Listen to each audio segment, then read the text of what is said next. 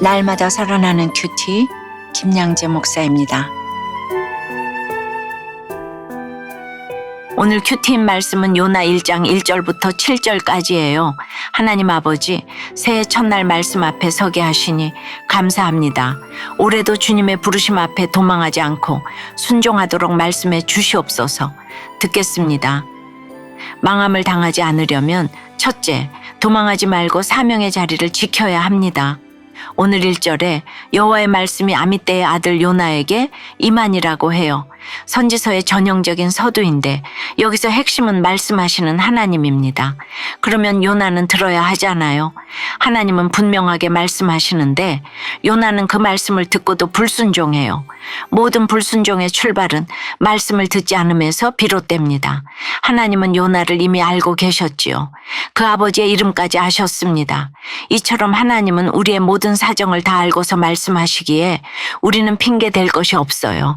아미떼가 어떤 인물인지에 대해 성경에 기록되어 있지는 않아요. 그런데 그 이름의 뜻은 진실한, 신실한이라는 뜻입니다. 요나라는 이름은 비둘기라는 뜻인데 신실한 아버지에게서 나온 비둘기같이 순수한 요나가 오히려 불순종의 길을 걷는 여정을 시작하는 것이 참 아이러니하지요. 2절에 너는 일어나 저 큰 성읍 니느웨로 가서 그것을 향하여 외치라고 하세요. 니느웨는 요나가 가장 가기 싫은 곳, 이방인의 수도이며 원수 같은 땅이지요. 그러니 이 말씀을 듣고 싶지 않은 거예요. 하나님의 자비가 원수에게 임하는 것을 원하지 않습니다. 자기 뜻과 하나님의 뜻이 맞지 않으니 동의가 안 되는 것입니다. 내가 듣고 싶은 말씀만 골라서 듣는 것은 순종이 아닙니다. 듣기 싫은 말씀도 하나님의 뜻이라면 순종할 수 있어야 해요. 3절에 그러나 요나가 여호와의 얼굴을 피하려고 일어나 다시스로 도망하려 하여 라고 하지요. 여기서 중요한 것은 접속사 그러나입니다. 하나님이 일어나라고 하시니 요나도 일어나긴 했지만 니느웨와 전혀 다른 방향으로 도망쳐요. 말씀을 피해 내려간 곳이 욥바였고 마침 다시스로 가는 배를 만났다고 해요.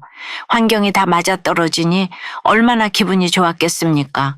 그러나 모든 것이 완벽한 환경일지라도 이렇게 하나님의 뜻이 아닐 수가 있어요. 게다가 그는 배삭을 주고 배에 올랐다고 해요.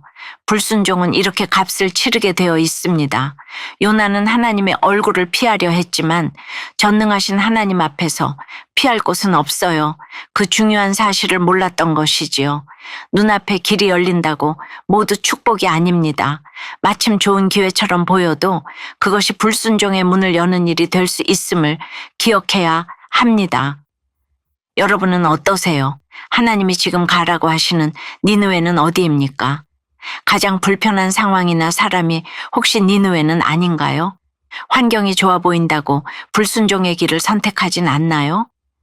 망함을 당하지 않으려면 둘째, 말씀을 외면하지 말고 불순종의 잠에서 깨어나야 합니다. 4절에 보니 하나님은 불순종한 요나를 그냥 두지 않으시고 큰 바람을 보내십니다. 당시 다시스는 안전한 배를 만들기로 유명했는데 하나님이 손을 대시니 그 견고한 배조차 거의 깨어질 지경에 이릅니다. 우리는 종종 좋은 직장, 안정된 재정, 평화로운 가정을 내 신앙의 방주처럼 여기며 견고하리라 착각하곤 합니다. 그러나 말씀에 불순종하면 그 어떤 것도 안전지대가 될 수 없어요. 게다가 이 풍랑은 지금 요나 혼자만 당하는 게 아니에요. 요나 한 사람의 불순종이 공동체 전체를 뒤흔듭니다. 이렇게 흔드시는 이유는 완전히 깨뜨리기 위해서가 아니라 거의 깨지게 하심으로 회개의 기회를 주시는 것입니다. 5절의 장면은 너무도 아이러니하지요. 이방인들조차 위기의 순간에 각각 자기의 신을 부르면서 기도하는데 선지자인 요나는 배 밑창에서 깊이 잠들어 있습니다. 이는 영적으로 마비가 되어 있음을 보여주는 거예요. 하나님과 단절되니 결국 사람을 향한 무관심으로 이어집니다. 불순종의 무서움은 무감각입니다. 사공들은 살기 위해서 물건들을 바다에 내버리는데 요나는 말씀을 버렸지요. 6절에 선장이 그에게 가서 이르되 자는 자여 어찌함이냐 라고 해요. 하나님을 알지 못하는 이방인 선장이 오히려 선지자 요나에게 영적 경고를 날리네요. 하나님의 사람이면 깨어서 기도해야지 왜 이렇게 무기력하냐고 묻는 거예요. 곧이어 일어나서 내 하나님께 구하라.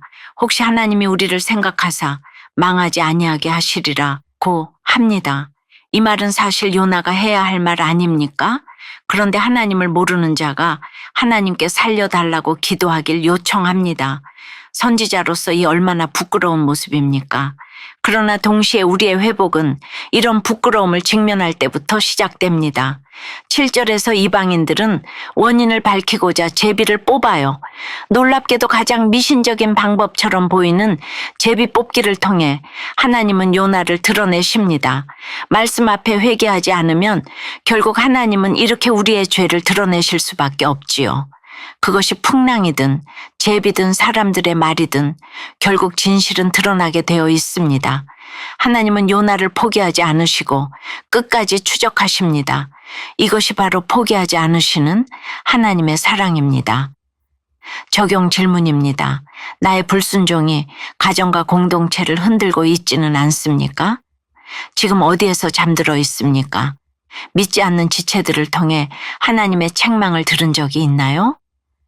아내가 수면제를 다량 복용하는 큰 바람 같은 사건이 오고서야 영적 잠에서 깨어 교만과 사랑 없음을 회개하게 되었다는 한 성도님의 큐티인 묵상 간증이에요. 저는 어릴 때부터 교회를 다녔지만 외적인 것을 중시해서 배우자감을 고를 때도 외모가 예쁜 아내를 만났어요. 저의 아내는 원래 불교 신자였는데 저는 가진 게 없으니 내 말을 잘 들을 거야 라는 오만한 생각으로 결혼했어요. 그러나 결혼 생활은 다툼의 연속이었고 사소한 말 한마디로 시작된 갈등은 서로에게 큰 상처를 주는 싸움으로 번졌어요. 그러던 어느 날 아내가 교회에 다니겠다며 저에게 함께 가자고 말했어요. 알고 보니 아내는 고통스러운 결혼 생활 때문에 기독교로 개종한 것이었습니다. 그런데도 저는 여전히 아내가 외식을 즐기고 불필요한 물건을 쌓아두고 음주를 즐기는 것을 못마땅하게 여기며 교회 소그룹 모임에서 아내를 정죄하고 고발했어요. 우울증을 앓던 아내는 자책하다가 더욱 무기력해졌어요. 결국 술을 마신 후 수면제를 다량 복용하는 큰 바람 같은 사건이 찾아왔습니다. 그러다 3일 만에 깨어난 아내는 우울증이 이렇게 죽음과 가까운 줄 몰랐다 라고 말했어요. 그제야 저는 자는 자여 어찌함이냐 일어나서 내 하나님께 구하라는 6절 말씀처럼 영적 잠에서 깨어나 하나님을 찾았지요. 그리고 나는 옳고 아내는 틀렸다라는 제 기준이 아내를 죽음의 문턱까지 몰고 갔음을 깨달았어요. 큰 바람 같은 사건으로 저의 교만과 사랑 없음을 보게 하시고 진정한 회개만이 아내를 살릴 수 있음을 알려주신 하나님께 감사드려요. 저의 적용은 아내에게 진심을 담아 사랑해라고 자주 말하겠습니다. 설거지, 쓰레기, 분리배출 등 하루에 한 가지 이상 집안일을 하겠습니다입니다. 오늘 요나는 하나님의 말씀을 듣고도 불순종의 길을 택했지만 하나님은 요나를 포기하지 않으시고 그를 추적하셨습니다. 왜일까요? 망하게 하지 않기 위해서입니다. 사랑하는 여러분, 새해 첫날입니다. 하나님이 가라고 하시는 니느웨가 있다면 더는 도망하지 마시길 바래요. 불순종의 잠에서 깨어 일어나 망하지 않게 하시리라는 하나님의 구원의 뜻에 순종하며 나아가는 올 한 해가 되길 주님의 이름으로 축원합니다. 기도드립니다. 주님, 요나처럼 말씀을 듣고도 늘 도망치려는 우리의 완악함이 있습니다. 가라고 하시는 니느웨는 가지 않고 편안해 보이는 다시스를 향해 스스로 뱃삭까지 지불하며 불순종의 길을 택합니다. 내 기준과 감정으로 주님의 뜻을 피해 도망치려는 마음이 있음을 고백합니다. 우리가 지금 어떤 풍랑 가운데 있든지 그 풍랑은 우리를 망하게 하려는 것이 아니라 망하지 않게 하시려는 주님의 흔들어 깨우시는 사랑임을 믿습니다. 사공들처럼 애쓰고 물건을 버리고 신을 찾으면서도 정작 기도하지 않는 우리의 잠든 심령을 깨워 주시옵소서. 믿지 않는 자들의 입술을 통해서라도 자는 자여 어찌함이냐 말씀하실 때 부끄러움을 외면하지 않고 즉시 일어나 회개하길 원합니다. 새해 첫날 우리의 발걸음을 붙드셔서 다시스가 아니라 니느웨로 향하게 하시고 피하는 길이 아니라 순종하는 길을 선택하게 도와 주시옵소서.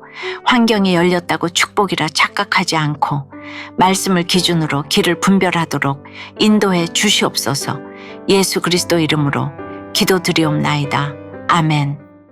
지금까지 우리들 교회 김양재 목사님이었습니다.